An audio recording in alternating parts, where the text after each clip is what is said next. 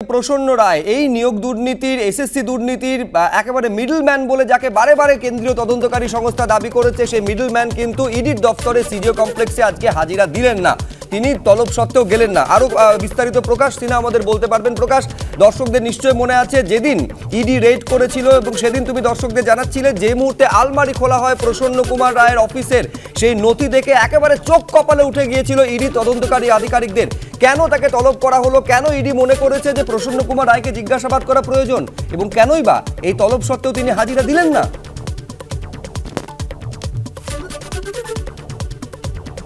দেখো সুপ্রজিৎ, তোমাকে বুঝতে হবে যে কেন প্রসন্ন রায় এতটা ইম্পর্টেন্ট।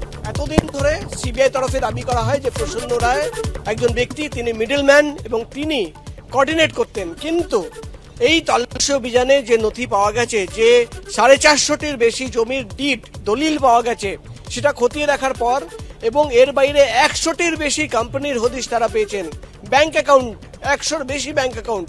ইডি আধিকারিকরা দাবি করছেন শুধু মিডলম্যান নয়, প্রসন্ন রায় এমন একজন ব্যক্তি, কালো টাকা সাদা করার জন্য তাকে ব্যবহার করা হয়েছে।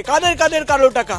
তাহলে কি একাধিক প্রভাবশালীদের যে কালো টাকা, শিক্ষা নিয়োগ দুর্নীতির কালো টাকা, সেই কালো টাকা দিয়েই এই সমস্ত সম্পত্তি কেনা হয়েছিল নামে বেনামে? এখন একাধিক প্রশ্ন রয়েছে। আজকে প্রসন্ন রায়কে তলব করা হয়েছিল। প্রসন্ন রায়ের মোবাইল ফোন খোলার জন্য ইডি আধিকারিকরা তাকে ডেকেছিলেন যে তার সামনে মোবাইল ফোন খোলা হবে এবং মোবাইল ফোনে আর কি তথ্য পাওয়া যায় সেটা দেখা হবে।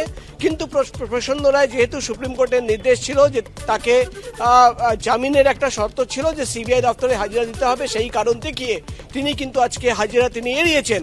ইডি অফিসারদের বক্তব্য, আবার তাকে তলব করা হবে, তার সামনে তার মোবাইল ফোন খোলা হবে।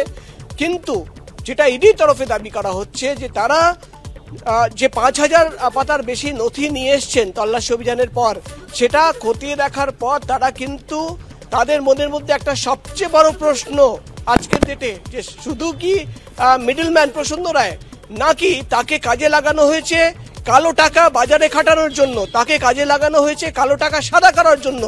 একাধিক নতুন সম্পত্তির হদিশ পাওয়া যাচ্ছে, যেটা এই তরফে দাবি করা হচ্ছে। এবং শুধুমাত্র প্রসন্ন রায় নিজের নামে নয়, নিজের নামে, নিজের স্ত্রীর নামে এবং তার অফিসের যে কর্মীরা রয়েছে তাদের নামে কিন্তু কোম্পানি খুলে বসে রয়েছে।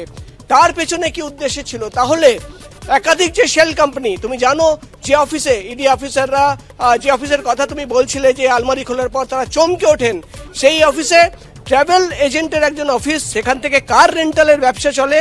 কিন্তু সেই অফিস থেকে 450টির বেশি দলিল পাওয়া যাচ্ছে এবং সেখানে তাহলে কি একটা সবচেয়ে বড় প্রশ্ন, সেই অফিস লোক দেখানোর জন্য ট্রাভেল এজেন্টের অফিস ছিল? একেবারে এই প্রশ্ন এবং এই প্রশ্নগুলোর উত্তর ইডি মনে করছে যে একমাত্র প্রসন্ন কুমার রায় দিতে পারেন, সেই কারণে তাকে তলব করা হয়েছিল।